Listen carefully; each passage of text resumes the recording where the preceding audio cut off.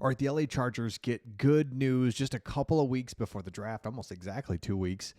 That's good news. Number one is the draft is almost here. Chargers fans been looking for something there just because the free agency hasn't been too exciting, but the draft is where it's at. We all know that going in, they're going to stick to their plan and make it happen. So, but no, there's good news that the Chargers get. Let me know in the comments and just put this in the comments. Don't cheat. Don't look. Where did LaDainian Tomlinson go to college?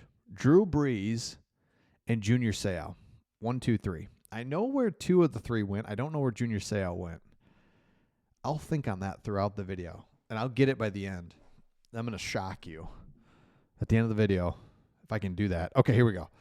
Good news number 1. This is kind of an odd one, but hang with me on this, is that Tyreek Hill has been kind of rumored, like the Chargers are going to do it. He's going to get traded. There's something going to happen.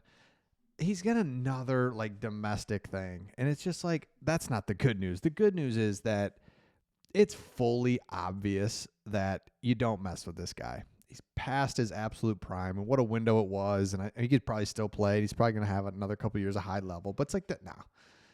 This just confirms that you don't mess with this guy. He's nothing but a problem, and he's got multiple women, kids. The whole thing is just, he's got one thing after another. So just goodbye. Get that out of here. All right, here's the good news. The Chargers, PFF kind of put state of the franchise as you're heading into the NFL draft. And it's interesting what they say. So Ford, huge loss to the Rams. It's like, okay, yeah, no problem. Also along the defensive line, you lose Joey Bosa. Khalil Mack's a little bit older. Defensively in the secondary, you okay, but would like a little help there. But this current defensive line is just not great. The interior defensive line.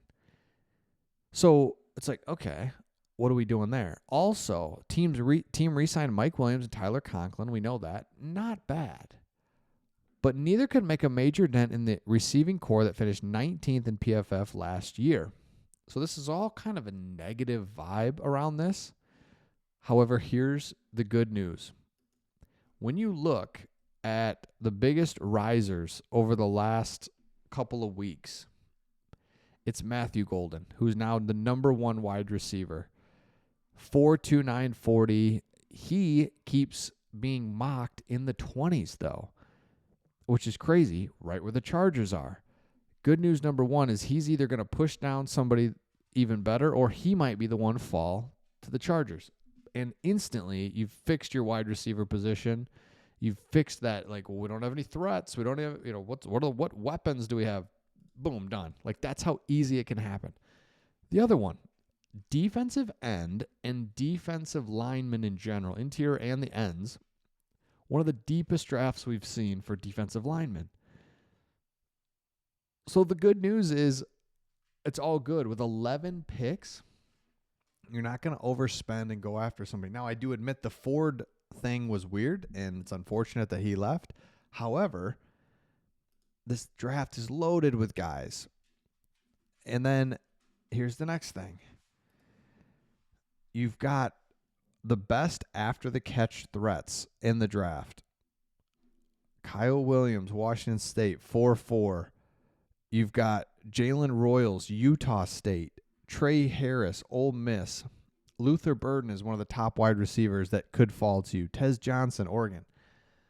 There's weapons everywhere. There's defensive linemen everywhere in this draft. The good news as we get closer is that you could look at the Chargers in a couple different ways and start being like, I don't know. A little nervous about what we got here.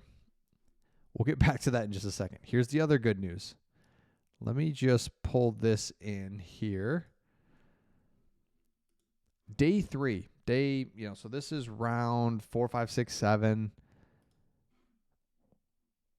The Chargers could get Dante Thornton Jr. out of Tennessee. 4.3 40.